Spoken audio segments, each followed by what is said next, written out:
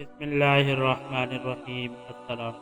حضرت ابراہیم علیہ السلام کی عادت مبارکہ تھی کہ رات کو کھانا کبھی اکیلے نہیں کھاتے تھے، کسی نہ کسی کو ضرور مدعو فرما کر کھانا نوش فرماتے تھے۔ ایک رات حسب عادت آپ کسی مہمان کا انتظار کر رہے تھے کہ کسی نے دروازے پر دستک دے دی۔ آپ نے دروازہ کھولا تو دیکھا وہاں ایک 80 سال کا بوڑھا تھا۔ اس نے کہا کہ مجھے کچھ کھانے کو دے دو، مجھے بے حد بھوک لگی ہے۔ حضرت ابراہیم علیہ السلام نے خوش ہو کر فرمایا، مرحبا مرحبا، اس آدمی کے ہاتھ دھو لیے، اس کے سامنے کھانا رکھا اور کہا بسم اللہ کیجئے۔ وہ بوڑھا بولا، میں بسم اللہ نہیں پڑھوں گا کیونکہ میں مجوسی ہوں۔ حضرت ابراہیم علیہ السلام نے غصے میں آ کر کہا، کھڑے ہو جاؤ، میں مجوسی کے ساتھ کھانا پسند نہیں کرتا۔ وہ بوڑھا چلا گیا۔ ادھر پلک جھپکتے ہی حضرت جبرائیل علیہ السلام آئے اور بولے، اللہ نے فرمایا ہے اے ابراہیم علیہ السلام، منکر تو وہ میرا ہے، میں نے تو 80 سال میں کبھی بھی اس کا رزق نہیں روکا،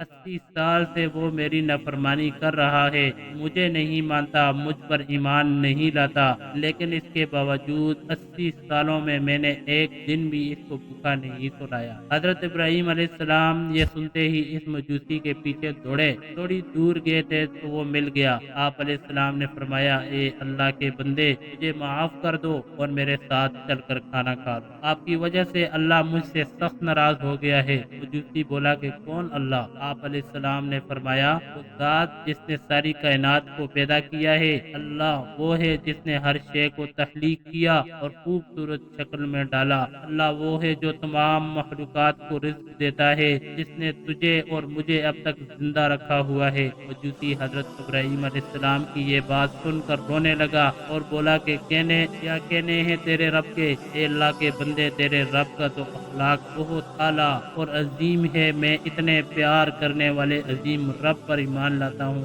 چنانچہ اس نے کلمہ پڑھا اور اللہ پر ایمان لے آیا۔ عزیز دوستو، ہمیں نفرت گناہگار سے نہیں بلکہ اس کے گناہ سے کرنا چاہیے۔ جو کوئی بھی انسان کسی گناہ میں مبتلا ہو، ہمیں اس سے نفرت نہیں کرنی چاہیے بلکہ اس کے لیے ہدایت کی دعا کرنی چاہیے۔ اللہ ہم سب کو سمجھنے اور نیک اعمال کرنے کی توفیق عطا فرمائے، آمین یا رب۔